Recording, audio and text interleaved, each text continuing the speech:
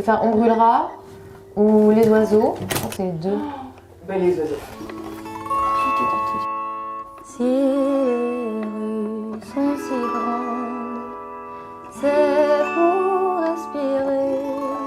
Je suis Claire Pommet, donc j'ai 24 ans. Tout le monde me disait depuis que j'avais 3 ans que j'avais une belle voix. À l'école, on me demandait de chanter, etc. Et en fait, j'écrivais des poèmes depuis toujours. J'avais un journal intime à 5 ans, en grande section de maternelle. Ma première chanson, je l'ai écrite à 8 ans, en 2004, et ça parlait de mon lapin, Poppins, qui était mort. Et j'avais trop d'émotions, j'étais tout le temps triste, j'étais tout le temps mélancolique, je pleurais tout le temps. J'ai jamais su faire autrement que prendre ces émotions-là et en faire quelque chose. Et c'était la poésie, c'était la musique. Et donc après, plus j'ai grandi, plus j'ai écrit. J'ai commencé la guitare à 13 ans toute seule. Entre 13 ans et 17 ans, c'était 4 ans de mettre la musique au centre de ma vie sans trop le dire en fait. J'ai envoyé des dizaines de mails à des salles de concert, à des tourneurs. Et puis j'avais une réponse et puis j'allais jouer une fois. Et puis après, je rejouais pas pendant 4 mois, mais c'était suffisant pour moi à 15 ans quoi. Donc ouais, c'était une espèce de truc de... Je pense qu'il y avait un mélange de... Un petit peu quand même de naïveté, dû à mon âge, parce que 15-16 ans c'est jeune. Un truc de me dire j'ai rien à perdre, et aussi un truc de me dire de toute façon, le but que je veux atteindre, c'est impossible à atteindre. Donc il y a une partie de mon adolescence qui n'a pas existé comme les autres adolescents, c'est-à-dire voilà toute la partie découverte de la fête, découverte de la sexualité, découverte... des autres, en fait, j'ai un peu fait genre, moi, c'est moins intéressant pour moi que faire des concerts, quoi. Ça s'explique pas. Les femmes du monde entier ont ce genre de rêve et tendent vers ce genre de truc où d'un coup, c'est genre, il n'y a plus rien qui existe sauf ça, ce truc-là que j'ai envie de faire, quoi. À 15 ans, j'ai fait un duo avec un artiste parisien. J'en ai parlé dans Mediapart. J'étais Pomme, qui n'était pas moi, je dirais, qui était un personnage fabriqué... fantasmé par un homme de 10 ans de plus que moi. Et en fait, au même moment, la personne qui a un petit peu été le terreau de base de tout ce qui s'est passé après, c'est une femme qui s'appelle Anouk. C'est une artiste que j'ai vue en première partie de Cœur de Pirate quand j'avais 15 ans, à Bourg-en-Bresse, et que j'ai contactée sur Facebook, en mode genre « Salut, j'ai trop aimé ton concert et tout », vraiment genre la petite meuf de 15 ans quoi. Et en fait, elle m'a répondu et on s'est mis à avoir une espèce de correspondance, elle m'a envoyé son album, je lui ai envoyé mon album. Et il s'avère que c'est grâce à elle que j'ai trouvé mon label, c'est grâce à elle que j'ai trouvé mon tourneur. Et c'est surtout grâce à elle que je me suis sentie bien en arrivant à Paris parce qu'en fait, après, on est devenus potes et elle a genre 15 ans de plus que moi, mais c'est devenu mon espèce de référente. J'ai récupéré cette personne qui est moi en fait, c'est-à-dire que Pomme et Claire Pommet, il n'y a pas beaucoup de différence. Je pense toujours à créer en fait. Même quand je lis un livre, même quand je chill, j'ai l'impression d'être en train de travailler tout le temps et d'être tout le temps en train de nourrir quelque chose qui pourra être utilisé pour mon art, quoi. À part quand je dors, et encore, j'utilise mes cauchemars et mes rêves pour écrire mes clips.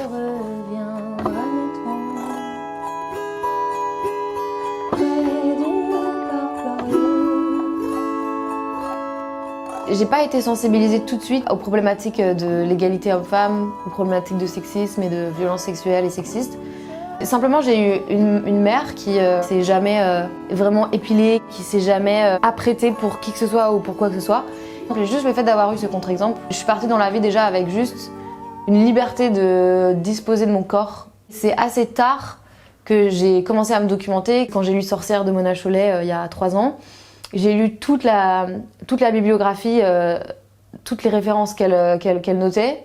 J'ai tout lu, quoi. Et de faire une espèce de retour en arrière et de regarder tout ce qu'on a vécu de l'enfance jusqu'au présent et de se dire donc ça c'était pas normal, ça c'était interdit par la loi, ça c'était comme ci, ça c'était comme ça, là je me suis pas fait respecter, etc.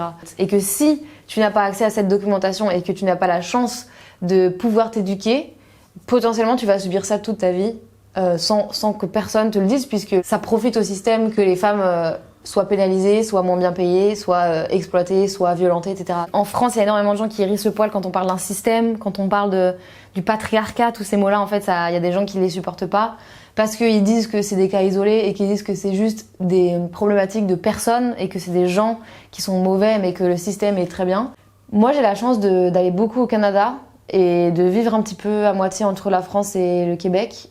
Là, je suis là-bas, il y a personne qui me harcèle dans la rue, il y a personne qui qui me sifflent, les personnes qui m'insultent. Je me sens pas menacée par les hommes. J'ai un quotidien là-bas qui est tellement doux et tellement simple en fait. Et depuis ça, je n'ai fait que plus me documenter, découvrir toutes les strates de problématiques, essayer de rendre le plus intersectionnel possible ma réflexion, mon féminisme et du coup de profiter du fait d'avoir une tribune.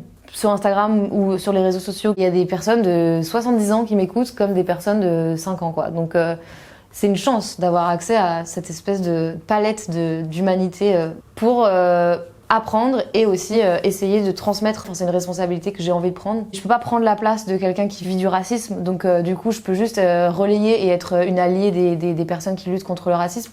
Par contre, je peux directement parler de mon expérience en tant que femme lesbienne quand on parle d'homophobie par exemple. Et il y a des hommes de 55 ans qui m'écrivent, qui me disent bah merci parce que moi je savais pas ce que c'était le féminisme. C'est comme quand les gens ils me disent mais du coup toi t'écris des chansons sur la PMA et tout. J'écris pas des chansons sur la PMA, j'écris des chansons sur ma vie. Et ma vie c'est me demander comment est-ce que je vais vivre la maternité, est-ce que j'ai envie de la vivre, est-ce que j'ai pas envie de la vivre, est-ce que je vais la vivre avec une autre femme, est-ce que je vais la vivre toute seule, si je veux la vivre toute seule, est-ce que c'est légal? Tu l'as en entier? C'est ça que les gens ils comprennent pas, c'est que quand t'es une femme lesbienne, et au même titre que quand t'es une femme handicapée ou une femme racisée, tu n'es pas en train de militer quand tu parles de ces sujets-là, t'es juste en train d'essayer de te légitimiser en tant qu'être humain, quoi. Le militantisme, dans la plupart des cas, c'est pas décider de vouloir faire chier le monde, c'est décider de vouloir avoir une place dans la société, en fait. Dans une société un petit peu plus évoluée comme le Québec, bah c'est juste considéré comme du bon sens, quoi. C'est juste considéré comme de la modernité, je dirais. C'est plus ça, c'est pas si t'es militant ou si t'es pas militant, c'est si tu vis avec ton époque et que tu considères tous les êtres humains ou si tu vis dans un système qui ne considère pas tous les êtres humains. C'est ça la question en fait. Quelle serait selon vous une mesure importante à mettre en place lors du forum Génération Égalité? Il y avait cette idée de cellules de quelques personnes qui soient formées, par exemple que ce soit une personne d'une association ou un avocat ou une avocate spécialisée dans le droit des femmes. Dans mon label, ils ont créé cette cellule-là il n'y a pas très longtemps, après toutes les dénonciations qu'il y a eu dans l'industrie de la musique. Je sais qu'il y a aussi des assos qui font un travail dans les écoles de fous, mais de démocratiser ça en fait et de rendre ça obligatoire, je pense que c'est la base. Moi je suis plutôt optimiste dans la vie, donc...